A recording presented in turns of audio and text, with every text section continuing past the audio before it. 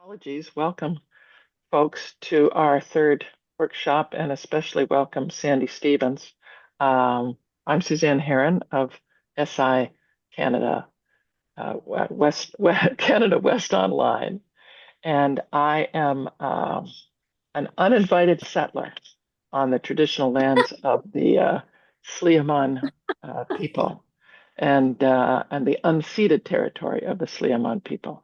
And I um, have great gratitude to the ancestors and the matriarchs and the all the beings living and otherwise, and Mother Earth for caring for this land. And I commit to being a better guest here than the settlers who have come before me, and to go forward in respect and reconciliation. Does anybody want to add that to our land acknowledgement at all? Yes, Shy.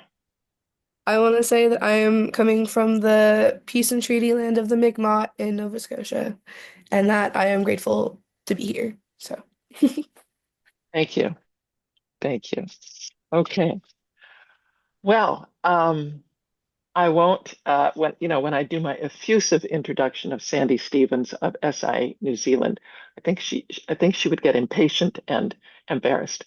So we know that Sandy is a genius in project management, and she's put together once again a fantastic um, uh, thing for us. So, Sandy, you have the floor. Okay, thank you, Suzanne, and thank you everyone for coming. Um, this thing that I've prepared for you is probably more detailed than you'll want. You can just pick and choose little bits of it that will prove useful for your project. Not every project needs to have every kind of monitoring and evaluation, let alone hefty reporting. So I'm going to present the whole lot, but you will hopefully just pick and choose according to what you need. Can we have the first slide, please, April? Right, so this is a definition of monitoring and evaluation that comes from ILO. I adapted it a little bit for our session today, but it's a process that enables project or program managers to see how their project's evolving over time. That's the process of monitoring. And then to see how effectively a project was implemented and whether there are any gaps between the planned and the achieved results.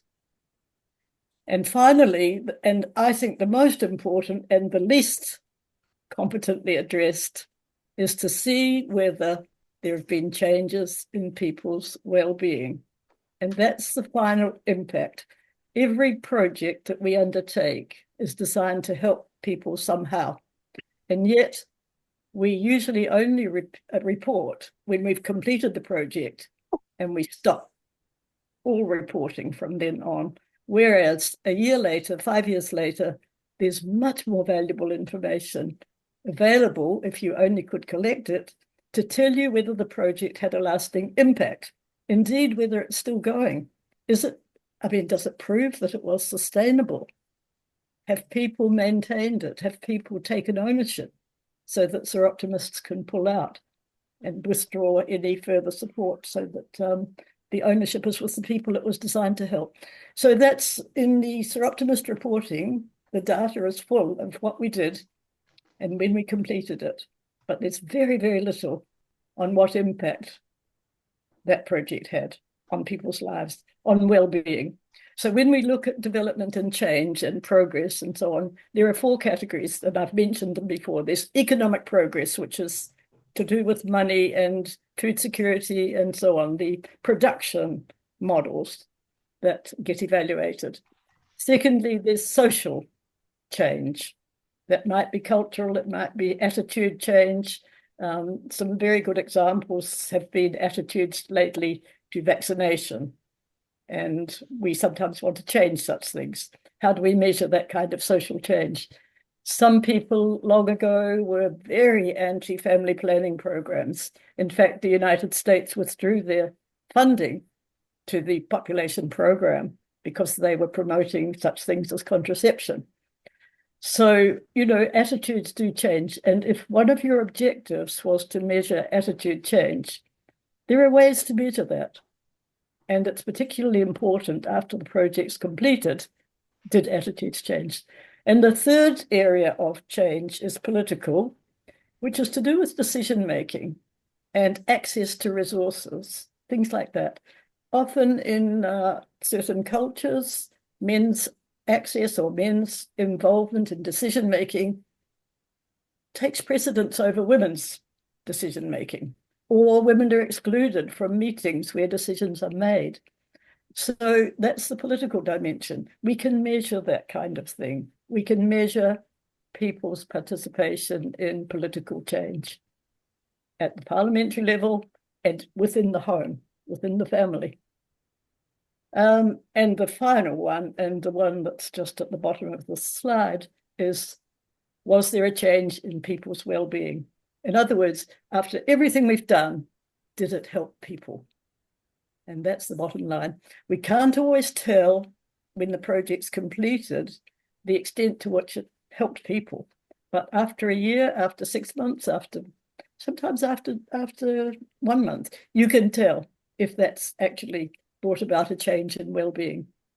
So those are the areas that I'll be covering in the next few slides. Can we have the next one, April? Thank you. So the basis for project reporting is data and information. Now, some people use those words interchangeably, but generally I use data when it's hard numbers, statistics, hard data that we can prove something. And information is supplementary to the data. It's more things like case studies, photographs, what we call qualitative measurements. We have a traffic light system sometimes. Red is a sign that all is not well.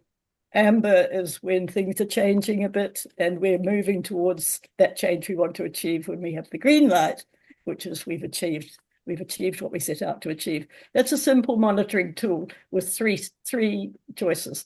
Not very accurate, but a rough and ready measure for some things. I prefer not to use uneven numbers of indicators because people tend to go for the middle point. I try not to give them a middle point. I try to give a choice of 4 or 6 or 10, and then they can't go for the middle point. They've got to say it's a little better or a little worse than the middle. Anyway, there'll be more charts that I'm going to show you later on those things.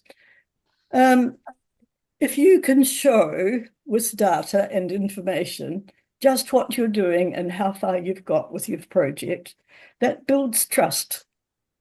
It keeps your partners, your stakeholders engaged. It helps people cooperate with you. It sometimes moves them from being a barrier to your project to being a supporter.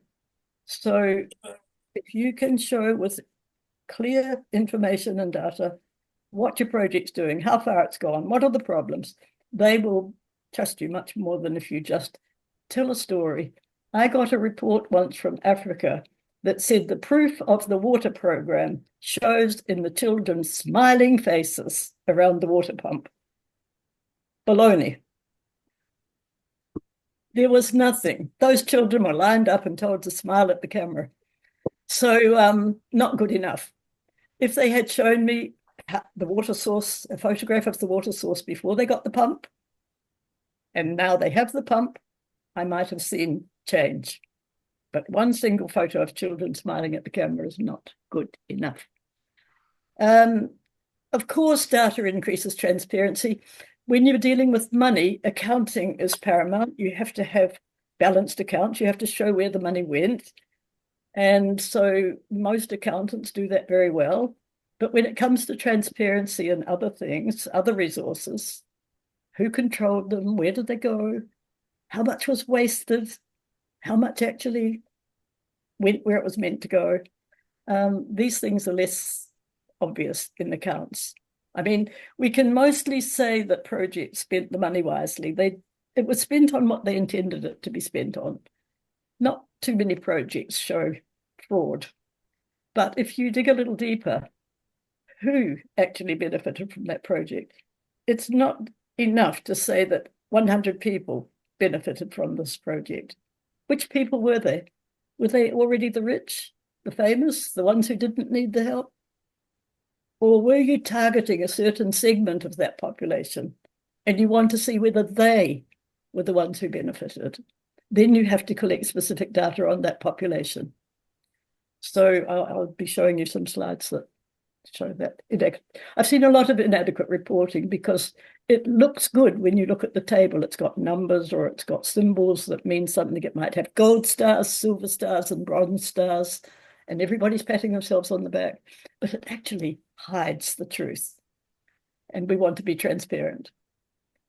Of course, sharing information improves relationships. People will come to help you more if they feel they've got a relationship with you. And it standardizes information about the project. Sometimes you get different people telling different stories about what the project's doing and how it's doing. But if you've got data and information that shows it, it becomes a standard message that everybody can use. And you don't get conflicts from different perspectives. I mean, there will always be other people's interpretations of what you're doing. But if you've got some hard data and some carefully collected information, whether it's from a survey or a show of hands, doesn't matter. But you've got some numbers that you can show. This is what it's actually achieved. And another aspect that people often don't think about is monitoring and evaluation will educate everybody. It points out to gaps, problem areas, risks, barriers. You get all sorts of information from this and it educates people. What are we doing? How well are we doing it? Are we doing it the best way we could? Are we achieving for the people we intended to benefit? Or is it being siphoned off? So many projects I've been involved in have siphoned off the benefits to the already rich. This is particularly, I've seen it in foreign aid, but I've seen it everywhere. I've seen it in my own family, for goodness sake. So it's everywhere. But the more we can educate people and show them with information that's carefully collected, the more they will believe in us, and the more they'll trust us, and the more they will want to help us. And finally, you've got to be able to show all your stakeholders how you are doing. And you do that in different ways. For some people, it's a little meeting and you just tell them a story or give them a talk.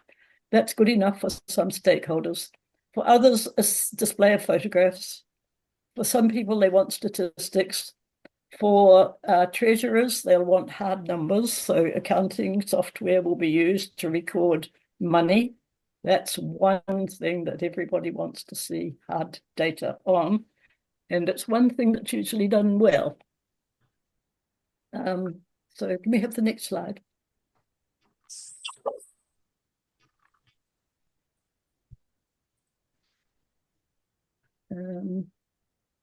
This is just three things.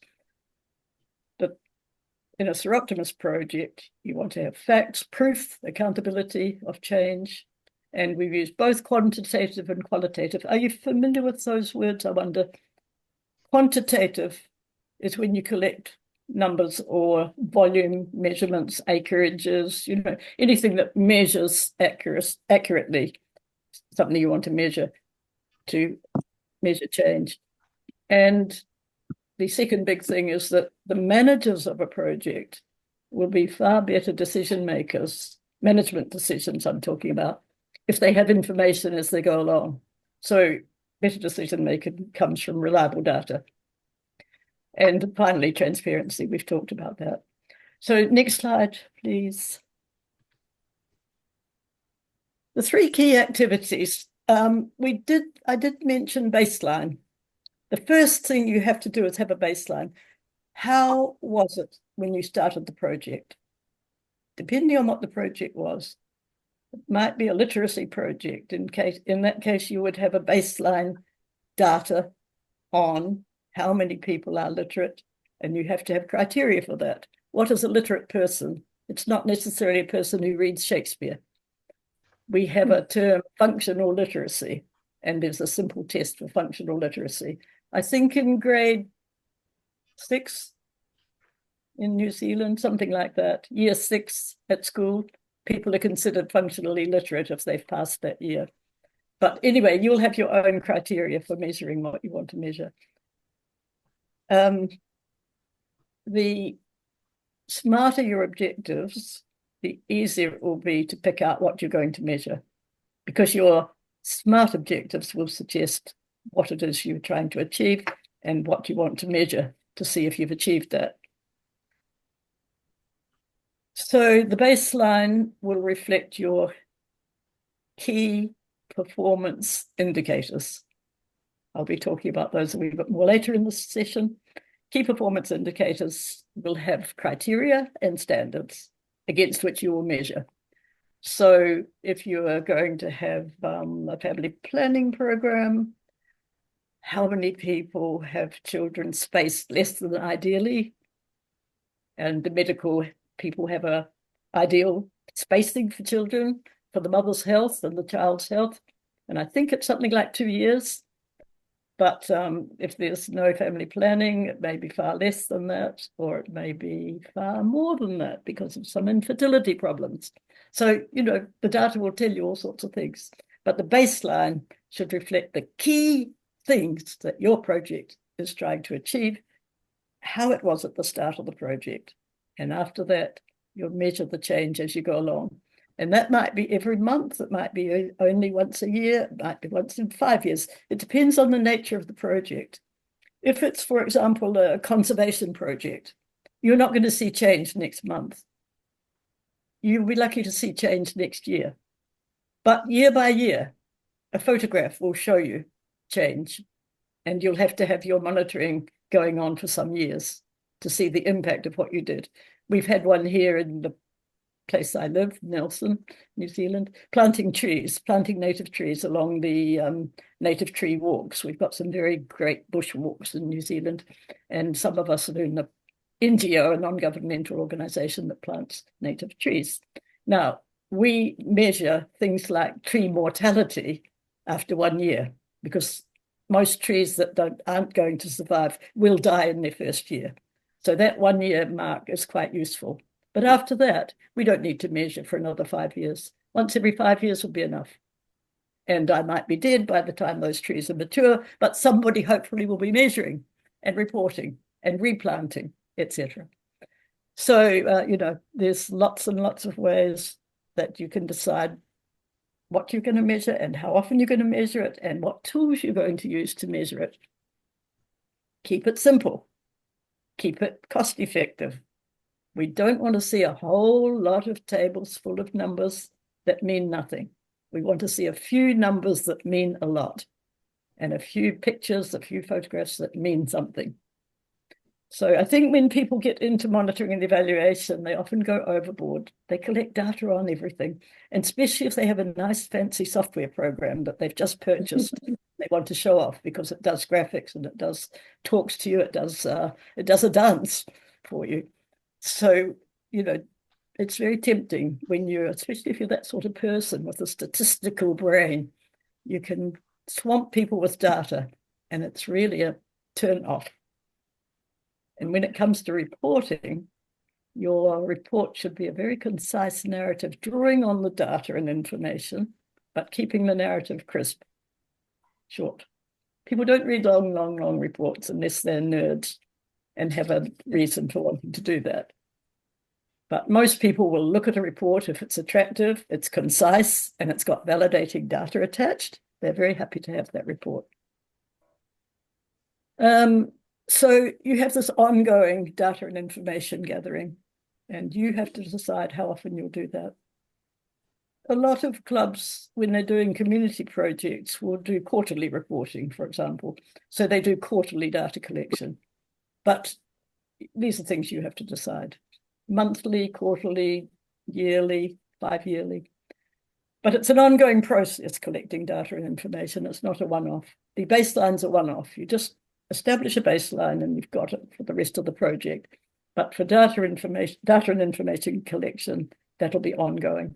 And somebody needs to be responsible not only for coordinating that, but for ensuring quality control. Because there may be people who, it depends who they are. We used secondary school children, I told you that last time, in Africa. We hired them to collect data on time use within agricultural families. And their reward for that work was a wristwatch. Now, that was a prize they treasured, but it wouldn't be in countries where people have gone beyond wristwatches and they've got their time on their phones or in their ears with little buds, or, you know, you just have to see. If you pay the money, that's a different thing, but a lot of information can be collected by volunteers who are very happy to be rewarded with some little thing like a wristwatch. Nowadays, it might be an iPhone of the latest model, but probably, hopefully not. And then the third thing is processing and analysis of data. Now, that is something you do periodically. You don't do it every time because it's quite a big task. To do it well, you need someone who understands the data and can analyze it in a way that's meaningful for your project. Ideally, that person would be someone from your own club, because then they're very much in touch with what you're doing and what you want. But not every club has such people among their membership. So it may be good to either talk to someone else who would volunteer their time to help you with the analysis. With accounting data, you need an accountant, obviously. With data that's measuring economic growth, you need an economist or someone who's got a sense of what to look for in numbers, in statistics on economic growth. On political change, again, it would be someone who's used to interpreting qualitative data. That's where you get attitude change, decision-making participation, things like that. So processing and analysis of data it's a challenging task. It needs people who are competent, and sometimes you might have to hire that in or find a willing volunteer. But club members will be very good at interpreting as well, because they'll know the project. Those people who are participating in the project will have insight, and they'll be able to read the data in ways that outsiders can't.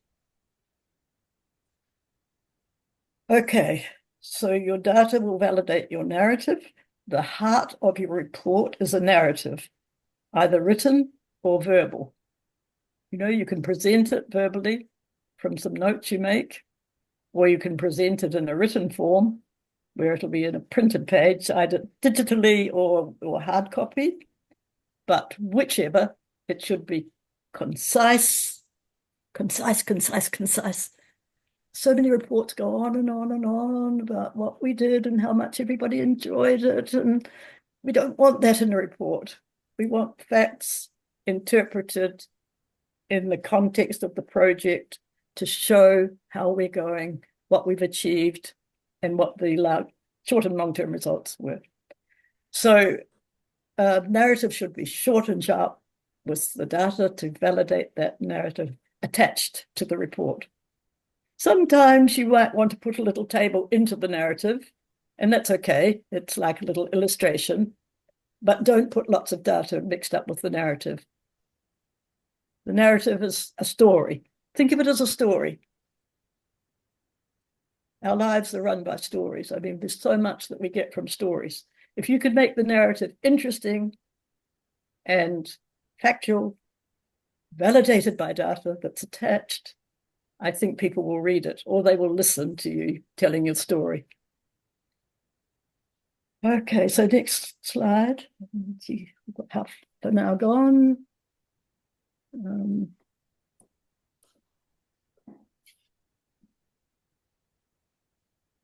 So good data and information is the heart of a report. I don't think this has sort of been explained now. It provides evidence to back up your conclusions. It explains complex information and ideas. Sometimes it blurs them. Depends how you use the data. You know, was it Winston Churchill who said, there are lies, damned lies, and statistics. You can cover up a lot of stuff with the wrong presentation of statistics. So we don't want lies, damned lies, or statistics for their own sake. We want the truth, we want a story that's interesting, and we want evidence to back up that story. Of course, your data will show trends and relationships. If you're in business, then these things will help anticipate the market. So you'll be beginning to think about your marketing strategy once your project is launched. And it'll be good data and information that helps you. It'll inform you about appropriate marketing strategies. But a lot of our projects are not entrepreneurial. They're more community, social, for social good. And so the marketing strategies are slightly different. We're not marketing to potential consumers with money. We're marketing to consumers as a social good. So we're looking for a different market. We'll still get information, though, from our monitoring and evaluation data. And then data will also help you understand behavior. You may think we gave these people these things and they don't appreciate it. They haven't maintained it. They haven't looked after it. I mean, it was broken, it was abandoned. You need to understand why. So you could do a little survey to find out why, or you may already know that you didn't consult them before you started and it wasn't something they valued. That's happened a lot with community projects where people who are doing good think they know what other people need and they plan their project accordingly without stakeholder analysis. So that goes back to that very first activity, stakeholder analysis. Consult your target group. See what it is they want, what they think about it, what they're willing to take on, what they can take on. Are they going to be able to maintain the thing that you're giving them? I could tell you very many stories about aid that's been given in countries without consultation, and it sits there rusting in the fields. I mean, inappropriate technologies, computers for which there's no software or no backup, no technical help. Engines, I saw engines to drive irrigation systems in Thailand donated by their friends in Japan with no spare parts in the country and not able to get them either from Japan. They donated outdated models for which they were no longer making spare parts. And it was millions of dollars worth of technology sitting in the rice fields. It's not, I mean, it seems, you're flabbergasted now, but it's not unusual. And your projects may have done the same in a little way also. So your data will help show that sort of thing. And you have to understand the behavior of people. The gift relationship is a complex one. If people have to contribute, for example, in Liberia, when I was promoting health clinics after the military coup there, all the health centers were burned down. So we were funding the building of health centers by providing corrugated iron for the roof and concrete for the floor. But everything else had to be provided by the local people. And we only approved the corrugated iron and the concrete if we had a way to staff that center. So many centers, schools, health clinics, community centers have been built without any thought to who's going to use them and who's going to pay the people who use them. So we had an agreement with the government in Liberia before we started the school that they would undertake to pay at least one teacher to get the school going. I'm talking about rural schools. I'm talking about 20 children going to a school, not hundreds of children. But it gets kids into school. But without that commitment from the other party to contribute something like a teacher, then a school building is useless. It'll be used for storing rice. I've seen many toilets constructed by agencies that help with aid, and they're full of rice bags and they're locked. They have never been used as a toilet because the idea of a toilet. It's a very foreign concept in some villages. Okay, so, the bottom line there is you want to minimize potential errors by getting good data and information, both before you start for your baseline and as you go along. Next slide, please. How do you know you made a difference? Well, you know when you measure something. So there's no getting away from the need to measure change. And I've said it so many times, and I go back to it again. I don't think I could say it too many times. SMART objectives are the basis for measuring change and impact.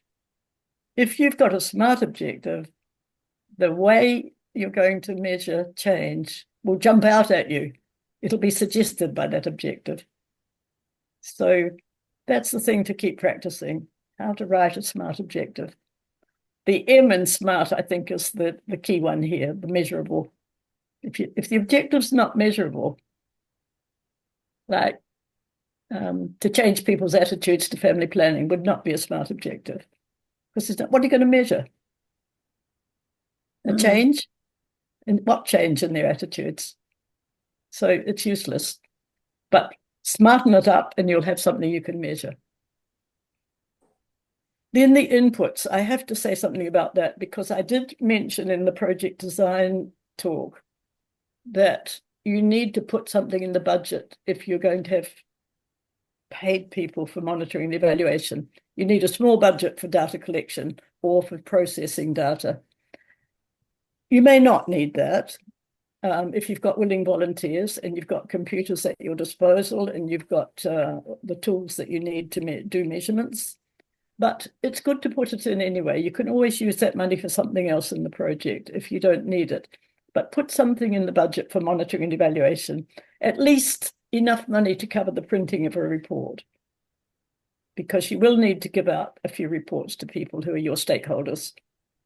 You can do a lot by storytelling, by verbal visits and lectures and so on.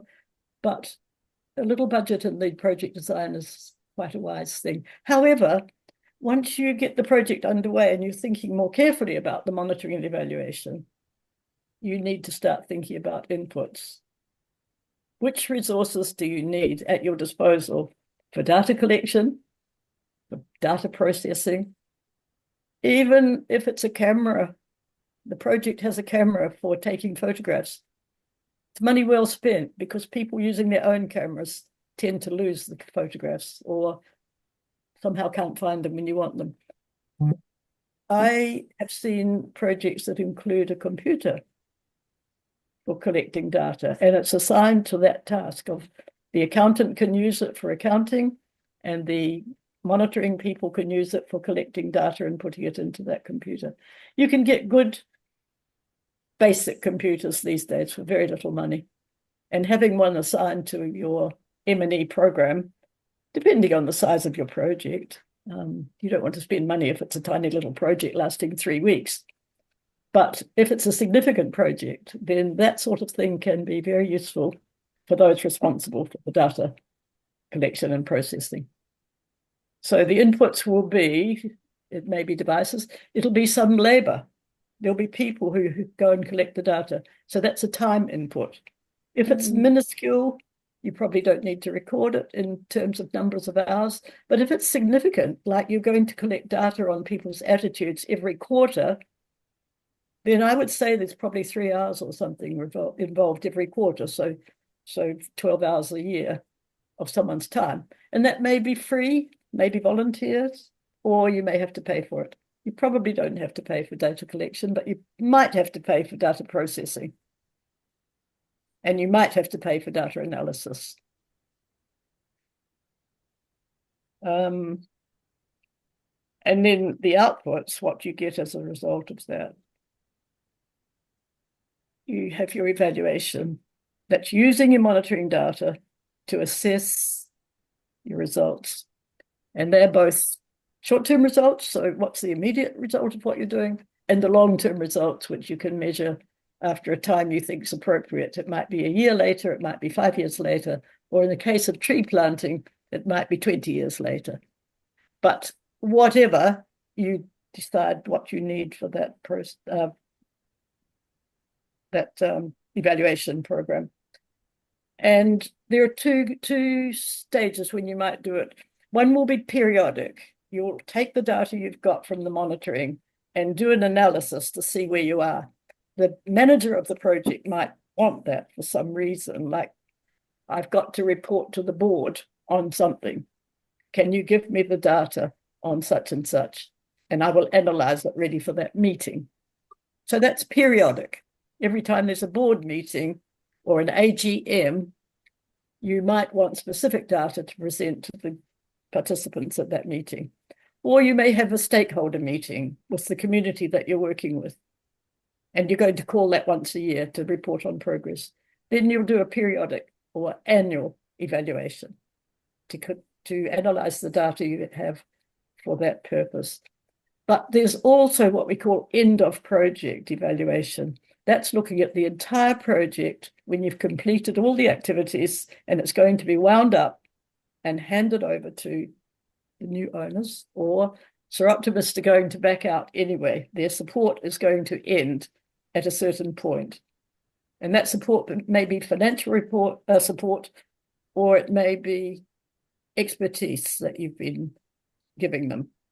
We have a program here in our club, in our education trust that our club has, of mentoring certain girls in high school, girls who've dropped out, had a baby, become pregnant as a teenager. We call it we used to be called the Teen Parent School. Now it's called Young Parents School, YPS. But we have mentoring from club members for those girls, some of them, not all, but some really like that. They lack the mother figure in their own household and they appreciate somebody taking an interest in them. Now, mentoring is something you can assess periodically. Did it make a difference? Sometimes it might be a negative difference. You might have fallen out with that girl, but most often we are finding it's very, very good. And we are trying to keep records of how many girls have said they really appreciated it or really learned a lot or don't want to give it up. Those are success stories. That's very qualitative information. It's not hard data, it's not statistics. Although the statistical part could come in when you've got the number of members of your club involved in that activity. That could be a number that you put in your report. So you see, it's very, very broad. What you monitor, how you monitor it, what you're looking for to measure. But one thing it always does is measure change. And the ultimate change you want to see is well-being. You may do it through economic change, political change, social change, in order to achieve well-being somewhere along the line. Okay. So next one, please, April. Thank you. So the baseline, where do you begin? Well, presumably the project idea came to you because there was a problem. Somebody brought a problem, a situation. What was that situation? Because this will provide the baseline for measuring change as the project goes along. So in your aim, in the first statement you wrote, when you did the project design, you will outline the problem that you are facing, what the project is addressing overall. And out of that, you can pull some key performance indicators for change that you're going to measure. So the baseline at the start of a project may be one about income. You may be targeting low-income families, or you may be targeting a geographical area that's prone to some problem like flooding or landslips or something. I mean, I don't know. There's so many projects. I haven't got my head around the kind of projects you're doing in Canada.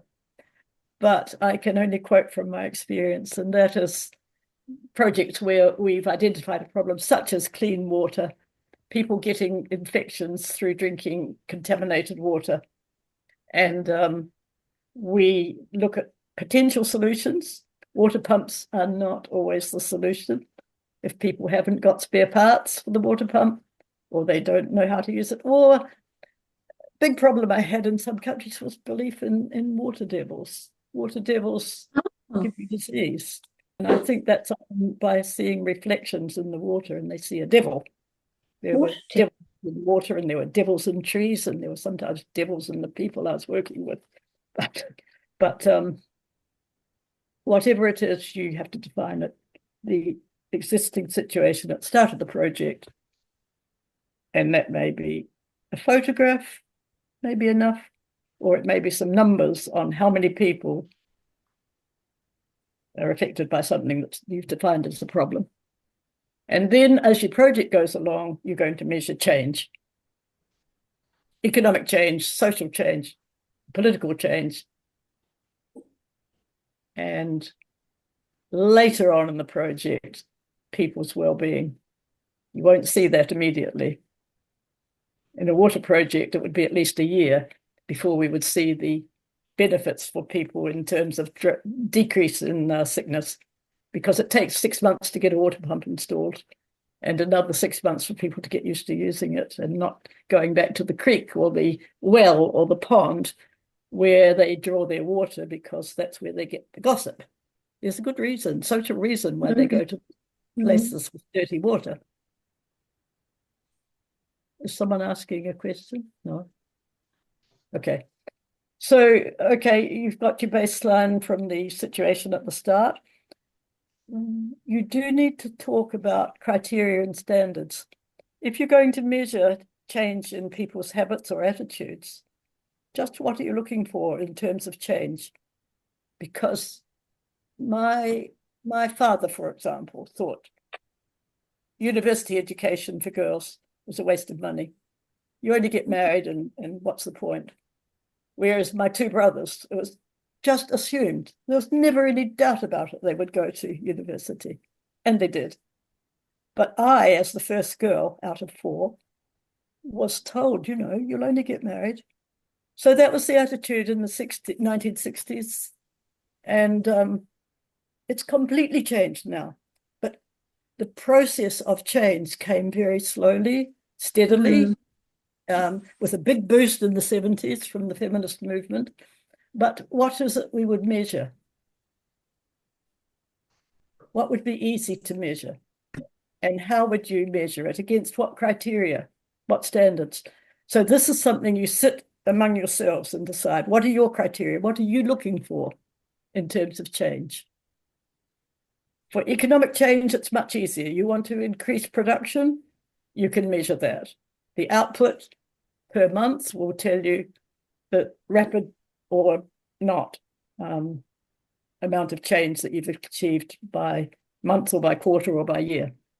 But when it's social change, you've got to measure differently. It'll be qualitative measurements often, attitudes to something. And education's the same. You can have hard data on people's knowledge by asking tick box questions, and they might get 9 out of 10 or 6 out of 10, and that gives you some statistics. Does it tell you everything you want to know about that education program? Maybe all you wanted to know was get some facts into people's heads. Fine. But you may also have wanted to know that they made changes in their lives because of that education. And that would be a very different thing to measure. So what are your criteria? Is it just to share facts? I mean, in New Zealand now, we have a national program with Soroptimist to increase the awareness of ovarian cancer among women, men, doctors, and so on. What on earth should we be measuring? We need a discussion on that. Because the percentage of women presenting for the first time to a medical practitioner with ovarian cancer at stage 4 level is 58%. That is appalling.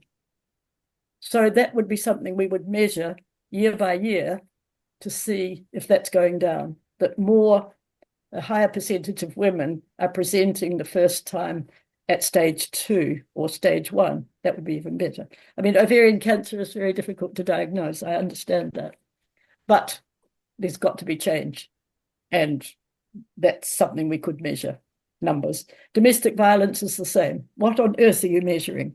The number of women reporting to police. We all know that many women suffering from domestic violence do not report to police because they don't trust police, or because they're scared of the partner.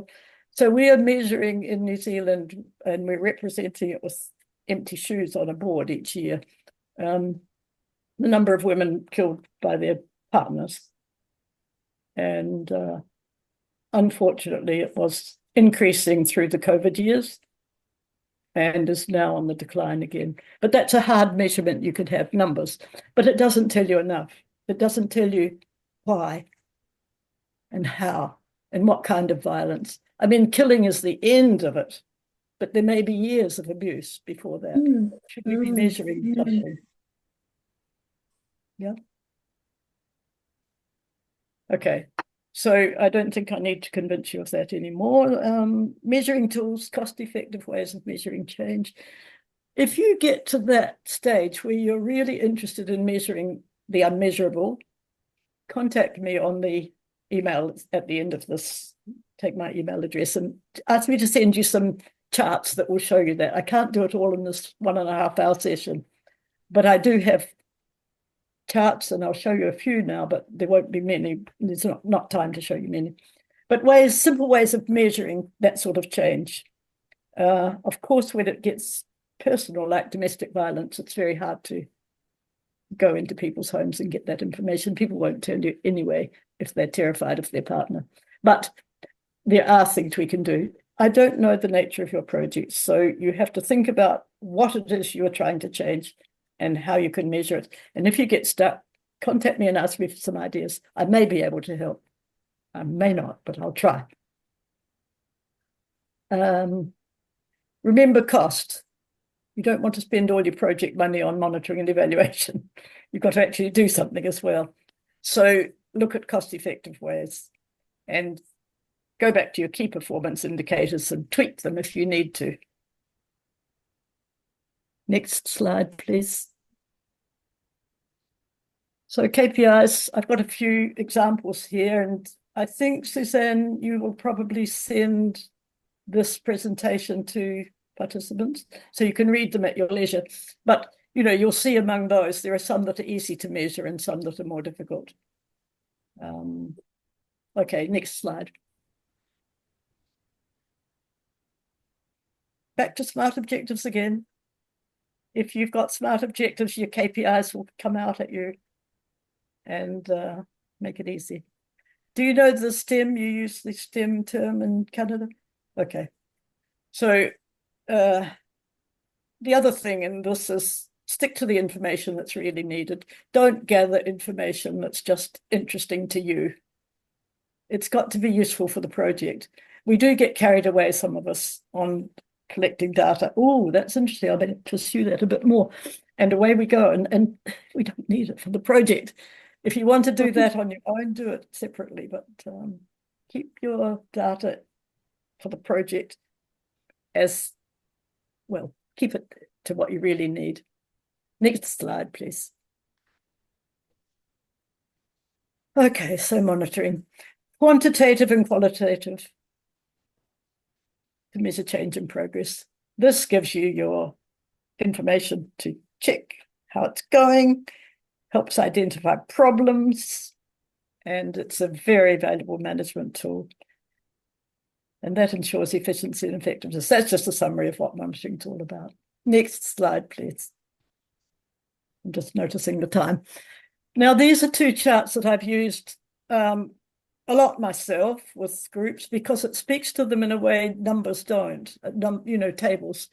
On the left, you've got time use, which I started doing with a friend of mine who was a feminist author from New Zealand. studying time use, but the difference between men and women. And we did it in Pakistan. And this is the result. The 10 women we used for the study were the wives of the 10 men shown on the right-hand side. And the colors simply denote the activity. So red and pink are household activities, unpaid work. The green and the blue, the green particularly, that's agricultural work. And the blue is livestock work. And the yellow is personal time or free time. And that's how these 10 couples came out. So after this pilot program in Pakistan, we did it in 4 more countries, and we got very similar patterns. So I talked to the statisticians here in New Zealand about it, and they decided to do time use studies in New Zealand. And guess what? The patterns were rather similar. The fragmentation of women's time, you see how many different activities they're doing as the day goes on, from very early in the morning. See how much earlier they get up? You can't see that very clearly. But the women get up at around between 4 and 5 a.m. The men seem to be able to sleep until 6 or so. And then the men take quite a while washing and shaving, or not shaving in Pakistan probably, but trimming and preening. And the women have a quick wash and get busy with breakfast, lighting the fire and getting breakfast ready and getting the kids off to school, etc. So that fragmentation of women's time, the fact that they never finish something before they've got to turn to another thing, plus we later recorded the multitasking, that women, while they're cooking, they're looking after children and they're being called out to catch the cow that's just run away and so on. They multitask far more than men, and they have far less free time, and the fragmentation of their time is it lowers their productivity so much that I found in Vietnam, in the rice production areas where I was working, that women who had access to childcare, I'm talking about preschool children, 2 things happened when we provided childcare, and we didn't have to pay for this childcare. They took a rotation, a roster, and they took turns at looking after all the preschool children. It later led to what we would call kindergartens or preschool centres. But in the beginning, it was just like herding cattle of children so the mothers could work in the rice fields. Their productivity went up by 60%, 60, once they didn't have to take their little ones out to the fields with them. So that was dramatic. The other thing that happened was that during harvesting season, when girl children were kept away from school to look after the little ones while their mother was out harvesting, helping with the harvest, they missed out on so much school because, the attitude was it's not so important for girls to be at school, and they're better at looking after the little ones anyway. More reliable probably is true. But, these 2 dramatic changes when we brought in childcare centres, which we later got another agency to work with us on making them into preschool centres, made such a difference to their productivity. So the fragmentation of women's time in every country I've ever been in, which is something like 97 or something, is just like this chart. Maybe not as pronounced because in Western societies particularly, women are often at work all day. They've got a 9 to 5 or 8 to 5 job. So that fragmentation of time would not appear in the middle of the day, but for sure it would appear at the beginning and the end. And women go to bed quite a lot later than men. Men have this relaxed time at the end of their working day. And then women are still getting the kids off to bed, doing the dishes, whatever. So that was one, seemingly qualitative, but actually it had hard numbers in it too. The number of minutes was actually recorded by these, as I mentioned earlier, the secondary school children that we gave a watch to do the recording for us. That was a very cost-effective little exercise. Now, the other chart shows you how modern families have very different dependency ratios between adults and children. And this was used, I used real little dolls, wooden dolls that some craftsman made for me, just red or green, showing that the number of old people is changing. And where you have multi-generational families, they're living with the family as dependents. They don't contribute very much to the family economy. In a traditional family, it would be one out of the 4 grandparents would still be alive at 60, say. And in a modern family with better healthcare and increasing urbanization, people were living longer. So the average family of a man and a woman with children and grandparents would have 2 grandparents living with them and fewer children. The children would be down to about 3 average, whereas it had been 6. So these changes mean that in the traditional family, you had 5 producers to 3 dependents. And that then changed to 2.5 producers to 3 dependents. The red ones are dependent. The red ones are over 60, and the children are preschool age. So that was a sort of average family in a traditional family and a modern family. In one of the countries I worked in, I can't remember which one that particular chart is. I don't think I've written it there, but I used them in a lot of countries, and it gets across the message that this was a background information for family planning, discussion, and increasing productivity of rice to feed the number of people that 2.5 producers would have to feed compared with traditional life. So technology, you know, the solution to that problem was bringing in more technology into farming. That was the end result. Okay, so next slide, please. So some tips. This is an important one, and we're getting to just half an hour left. Disaggregate data. Do you know that word, disaggregate? It simply means separating. If you've got data about people and you don't know who those people are, you disaggregate to divide them into groups. So it might be men and women, or it might be older people and younger people, working age group and not working, employed, unemployed. That's disaggregation, separating data into the categories so that you can get at the source of problems, or you can see who is the target group for your project. Now, I will go on using that word because it's a very good word. Get familiar with it now. Disaggregate the data to uncover hidden biases, to see who's excluded from something. You may think you're targeting everybody in a community, but in fact, various people will be excluded for reasons you may not understand. I didn't know, for example, when I was working in Fiji, that there was a certain church who had told their people not to attend meetings that were held in the other church. And I hadn't realized that. And the other church had offered me free meeting venues with a kitchen and a cup of tea. So I used that venue many times and wondered why these others never came. And stupidly, you know, I didn't think to ask until it was a bit late. So we all do these things. If you disaggregate data, you'll find out things like that.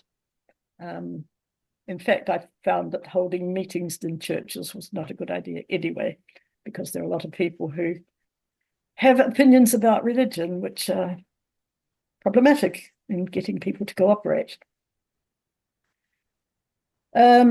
So disaggregation, I'm going to talk more about that because it's important. Saving time and money by finding efficient ways of collecting data is important because no project has unlimited resources, and there are very few people who will agree to giving you huge dollops of money for monitoring and evaluation.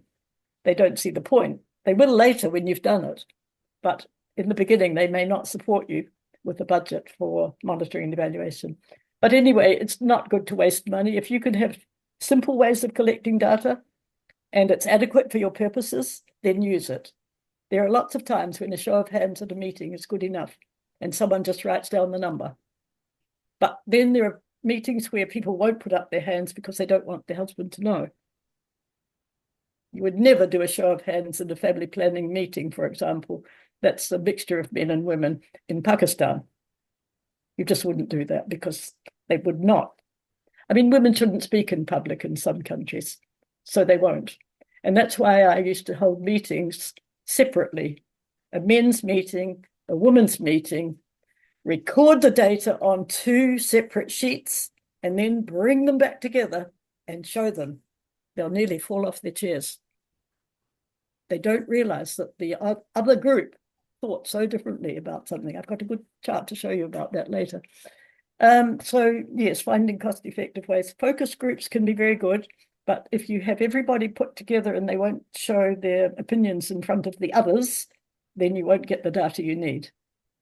So separating them is a good idea. Familiarizing yourself with the use of appropriate data. That might mean something on education levels, for example. There'll be people who are very happy with numbers, and there'll be others who've never been to school, or they don't like numbers, and you have to put it into words or pictures, and then they'll get the idea. So you have to look at your target groups and familiarize yourself with what is appropriate ways of presenting data to that group to get them talking and thinking and supporting. And finally, you may have to hire some expertise. And it may be just once, and then you're fine with it yourselves. But don't hesitate to do that if you're not sure, because collecting data that's not useful is such a waste of time and money. So I think you'll have a lot of expertise within your own clubs, but I don't know that for sure. And I don't know the nature of the project. So that's something for you to decide. Next slide, please, April. Disaggregation, here we go. This is a pet one of mine, just as smart objectives are quite a pet of mine, you might have noticed. Look at the box at the bottom.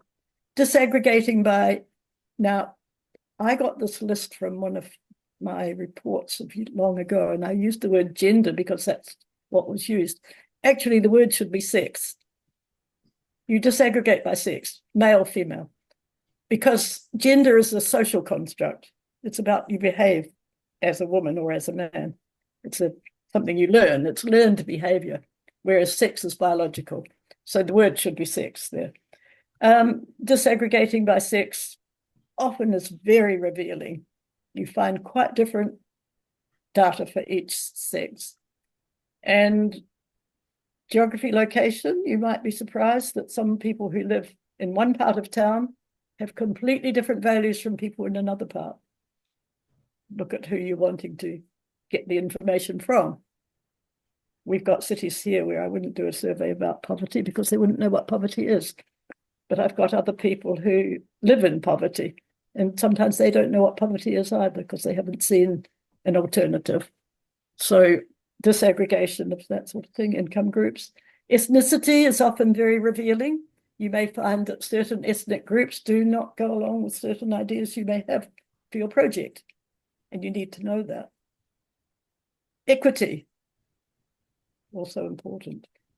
I don't know, again, whether you use the words equality and equity as interchangeable, but they're not. Equality is, as you probably do know, it's everything being treated equally, whereas equity is according to people's different needs. I'll show you a picture of that in a minute. So you can look at that later. It's got a few more.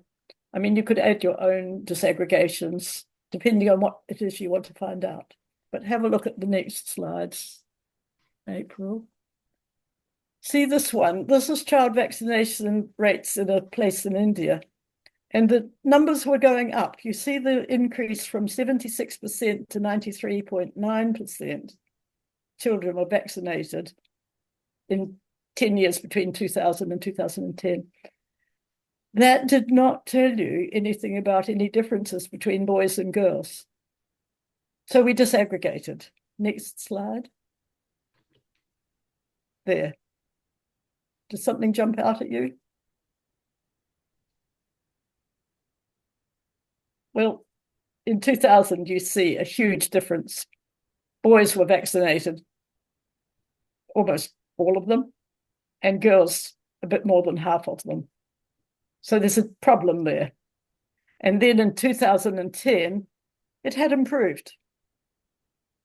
They're much closer. And that was the result of somebody doing something about it.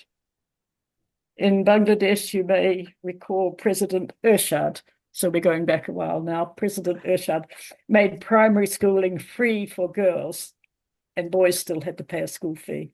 That had a huge impact on Bangladesh's literacy rates for females. So that was something that he was a military dictator, but he did this for girls. So he must have had a brain after all. So can we have the next slide? You can go on disaggregating further and get this kind of information, which is also revealing of something else. Hindu and Muslim in the same area in India. Again, you can see that Muslim boys, not quite up to Hindu boys, but Muslim girls are way behind Hindu girls in vaccination rates. So that information would never have come out if we didn't do this disaggregation. And the result was we talked to not me, this is a colleague of mine who was working in WHO at the time, talked to the imams and the religious people in the mosques about girls' vaccination, and they got behind the program and encouraged girls to go and be vaccinated, encouraged parents of girls to take them to be vaccinated. And the change began. And now they're much closer to the Hindu girls. There's a gap still. That's always going to be. I think there might be a gap. I don't know if there's a gap in New Zealand between boys and girls vaccination rates, but possibly. You don't know if you don't disaggregate. And you certainly don't know. I mean, we didn't know in New Zealand that some of our immigrant populations were very different in their attitudes to things like family planning and medical interventions in general. And so education programs were launched as part of the immigration, what they're called. They have centres where they go before they get citizenship. They go for some education programs about how it is living in New Zealand.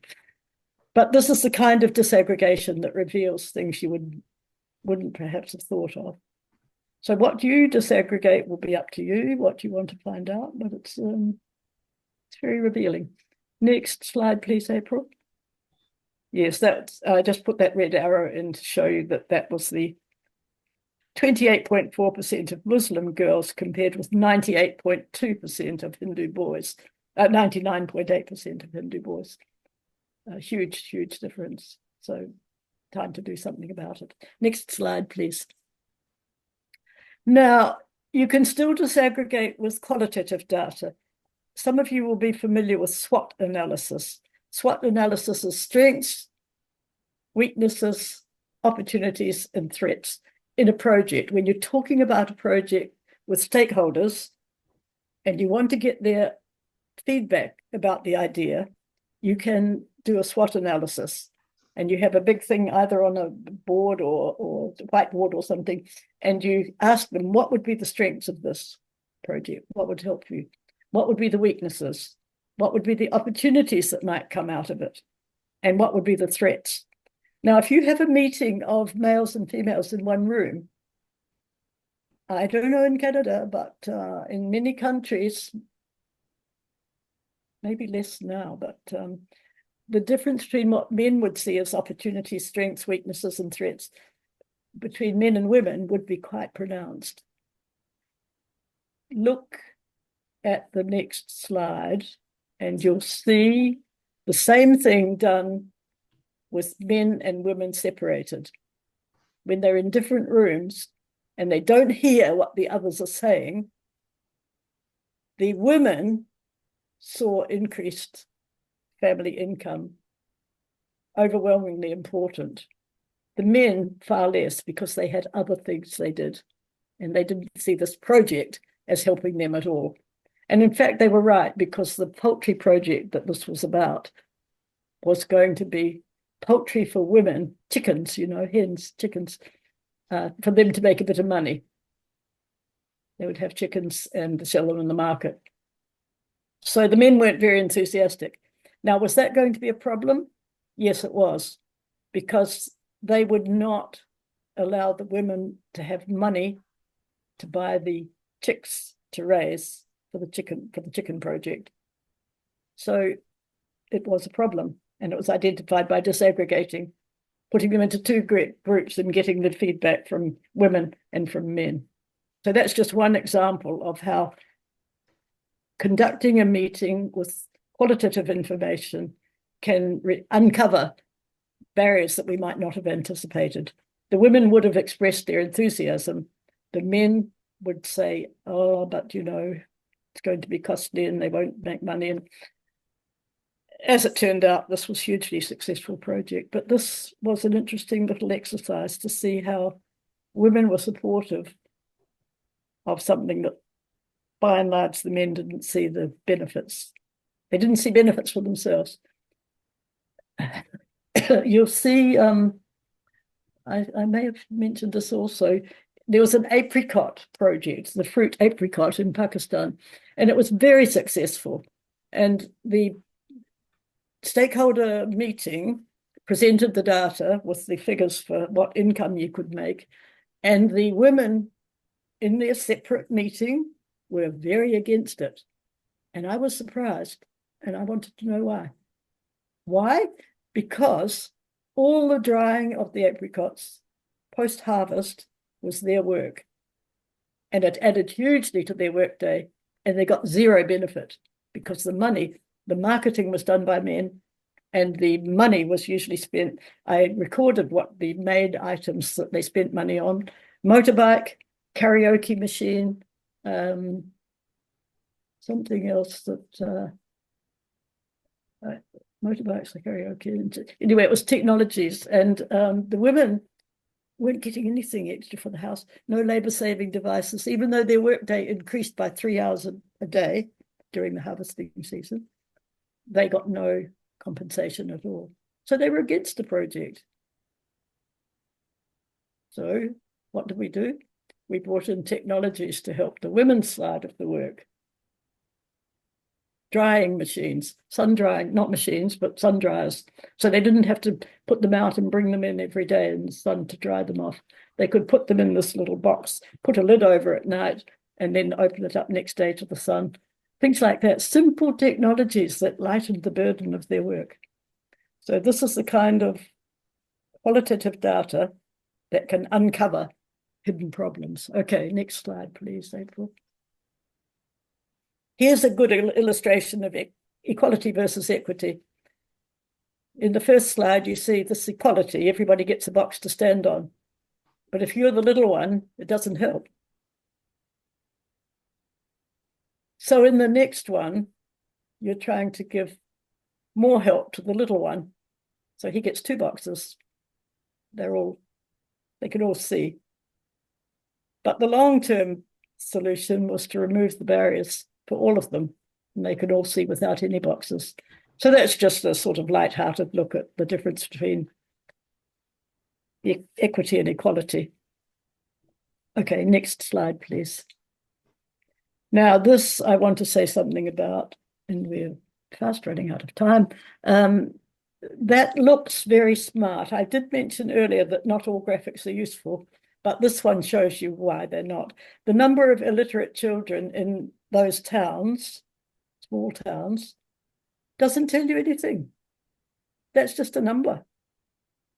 What percentage is it? Is it most of the children? Or is it just 5 out of 5,000? We don't know.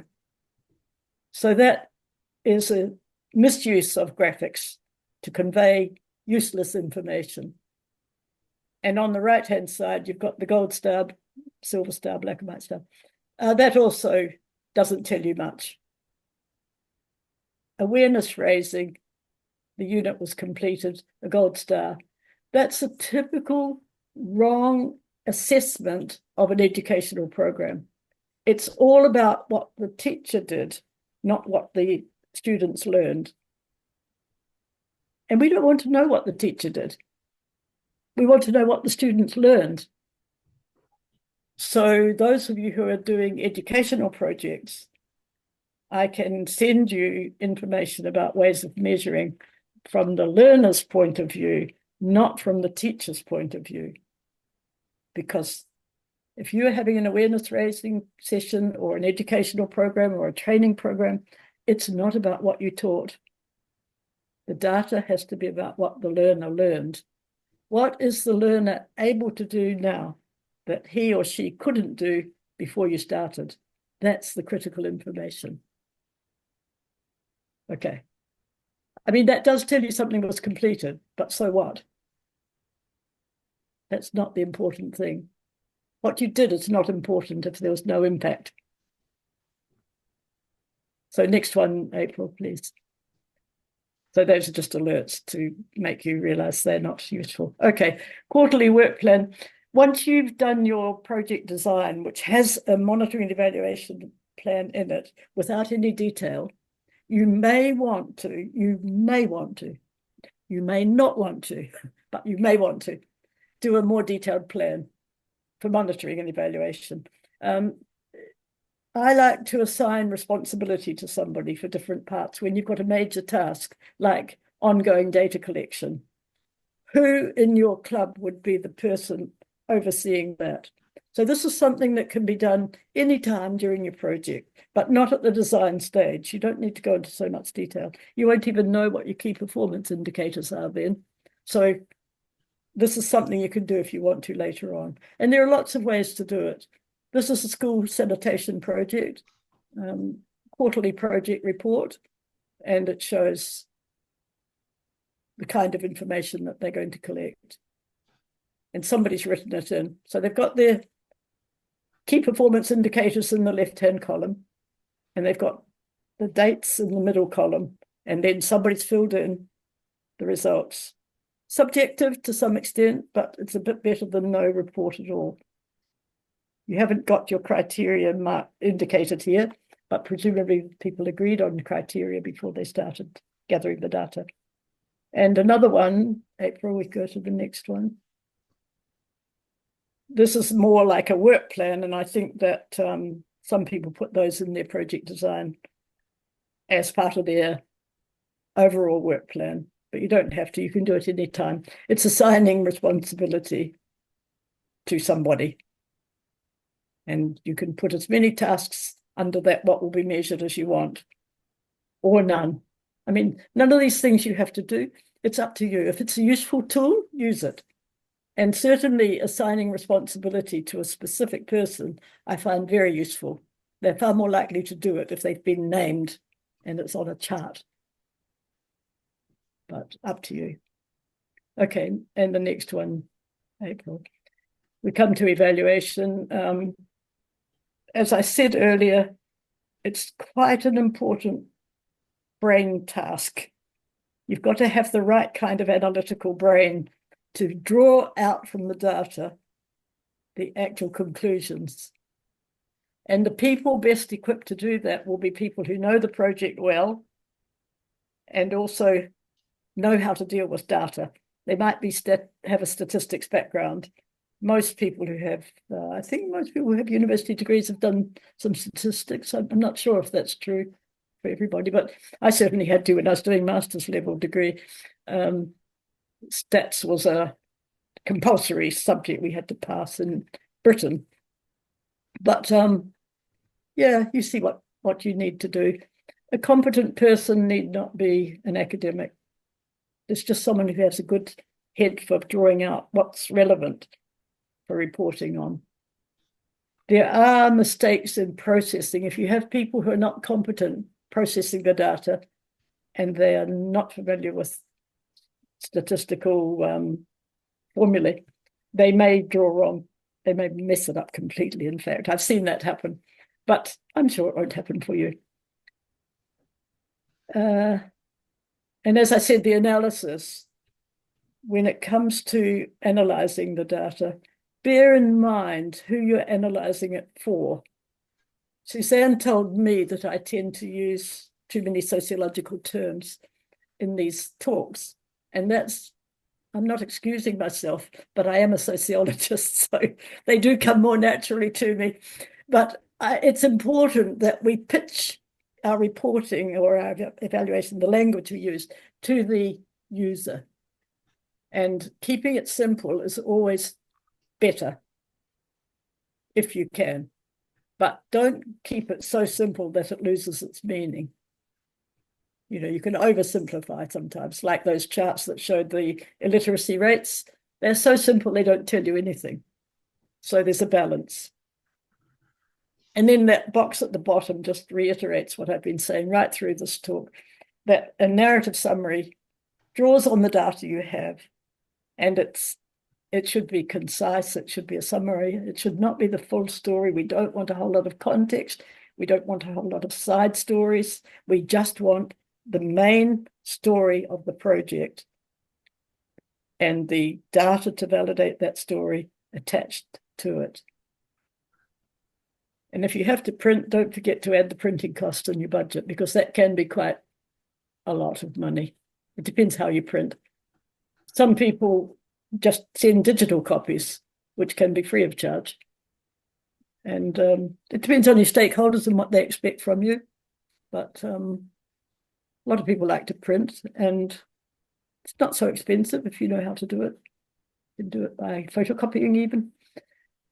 Okay, next slide, April, please. Reporting.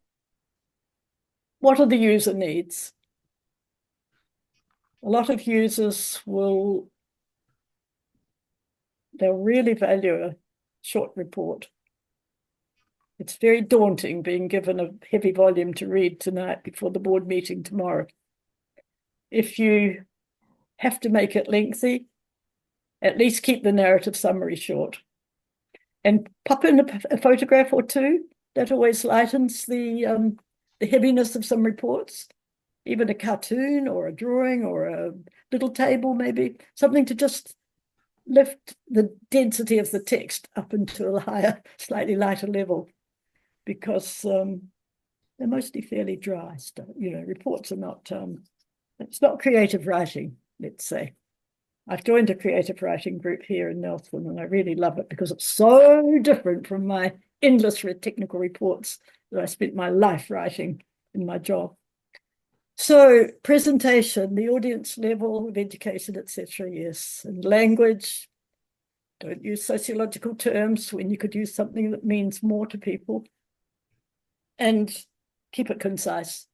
Yeah, I can't say that often enough. Wonderful to see a report that's concise. Next slide, April. We're getting there. The shape of the report, who's the user, format, frequency, content. Just discuss those things with your mates. Don't overdo it. Some people think reports show that they've done a lot of work. It doesn't tell you that at all.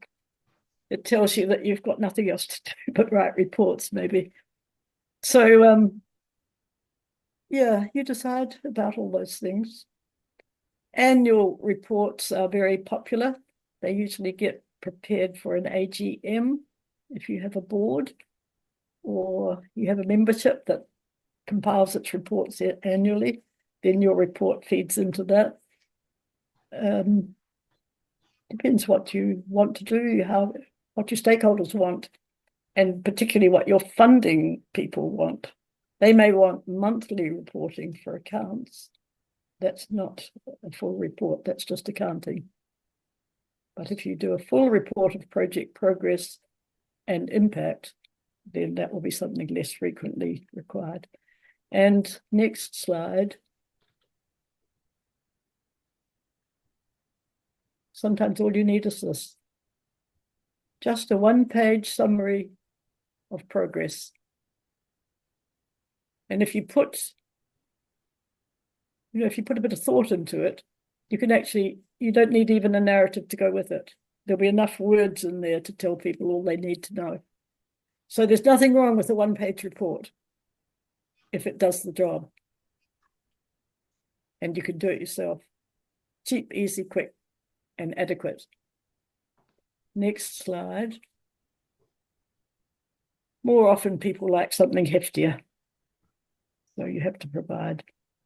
And there you've got a woman on the left reading it in hard copy, woman on the right reading it digitally.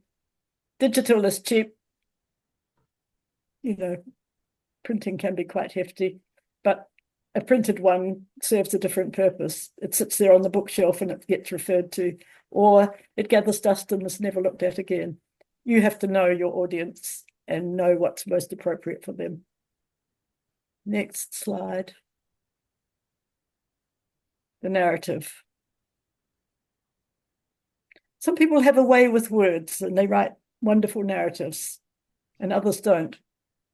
Find your person to do the narrative. There will be somebody who does it really well, and there'll be somebody who doesn't know where to start.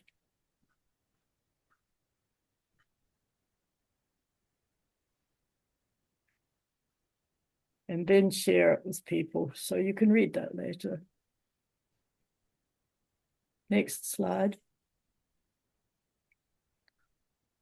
As I've said, you attach your annexes to the narrative report. There are various ways of presenting this data. You see those two examples on the left just show you the use of graphics to make it simple. They are sometimes very good in terms of instant understanding. Pie charts, line graphs, whatever, instead of just tables of statistics that people have to then interpret. Use of color and use of graphics, infographics, they call it, can be, make it much easier to understand. And you may want to put in references, like an index, a glossary. If you have lots of terms that people won't understand, put in a glossary. You may want to put your acronyms like NSET or SLI. What does it mean? Because there's a tendency for we who know those things to use them without realizing other people don't know them. So you might want to do that. Bibliography, website, contact details. Depends on, who it's for and what you want to share with them. Don't overdo the illustrations.